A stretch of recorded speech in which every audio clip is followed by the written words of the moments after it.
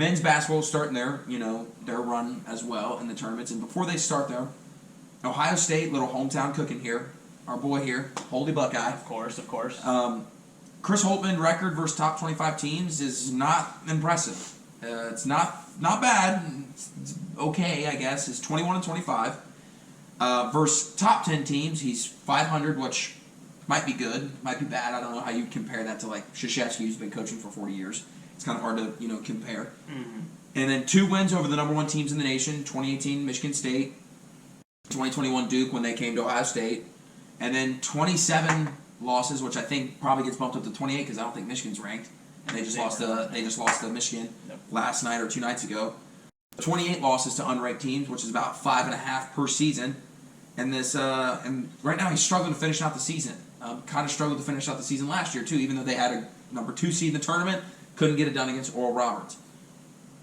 Is he the right guy for Ohio State? Does Ohio State need to be looking for a new head coach here, or need to be dipping their toe in the pool of, hey, maybe this guy might not be for us? Who wants to go first here? I figured. John, go ahead in your Buckeye garb. Buckeye. Since I'm in my Buckeye garb, I'll go. I'm almost out on him. Almost out. I'm almost out. His only saving grace is his recruiting class this year, or for the upcoming season. We do have the number 5 recruiting class, and the class we have a good jump start on the 2023 class as well. So that's kind of his only saving grace for me right now. No Sweet 16s. I saw that every single Ohio State basketball coach has made the Sweet 16 in their first 4 years. The only one that didn't was only here for 3 years. Mm-hmm. And he has yet to do that. He's the only coach to not make the Sweet 16 in his first 4 years. We've just had great talent, and we failed with it in March. So, where it matters most. Where it matters most. So, I'm almost out of him. I'll give him the opportunity to make a Sweet 16 this year, and then I'll kind of be out on him if he doesn't. You're going to give him one more time with this new recruiting class? Because this is what, year 4 for him? I think. Year 3 or 4? 4 or 5. So, you're working in your 4 or 5. This is the point where you got your recruiting classes in. This is all you're doing now. Mm-hmm. This is everything about it, everything working towards it. So, I definitely think you have a good stance on it. Will, we in or are we out? I'm like 2 feet in. You're all in. Chips are down. I'm on Chris belly Holtmann. flopping into the Chris Holtmann pool party. Okay. Why? Lay it on me. I just have. His shortcomings, his losses, we're not. You can't beat around the bush. The losses happen.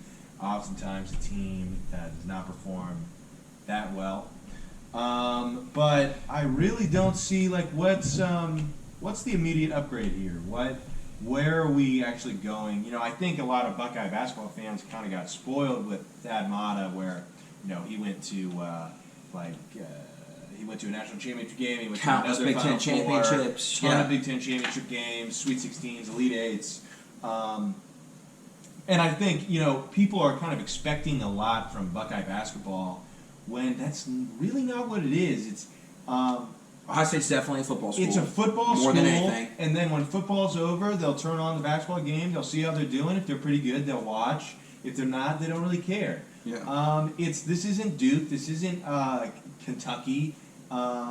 Kansas, North Carolina. Yeah. I do think they should be better. When I'm thinking about Buckeye basketball, where it is in the national landscape, where it should be, is on the sort of the second rung, right near the top of the second rung of teams. You got your Gonzagas, Kansas, you got your Kentuckys, you got Dukes, and then Ohio State should be right there underneath them. Makes a deep run. Has a good thing. And right now it's just not happening for the Buckeyes. But I don't see this. I don't even understand this hoopla everyone has over this.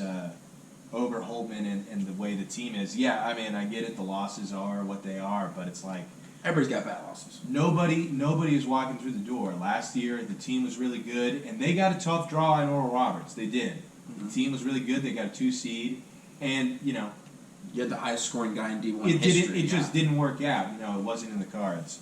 Duke got bounced by Mercer not that long ago. Yeah, Shout out Ryan. He had Duke winning it all at that exact year in our March Madness bracket.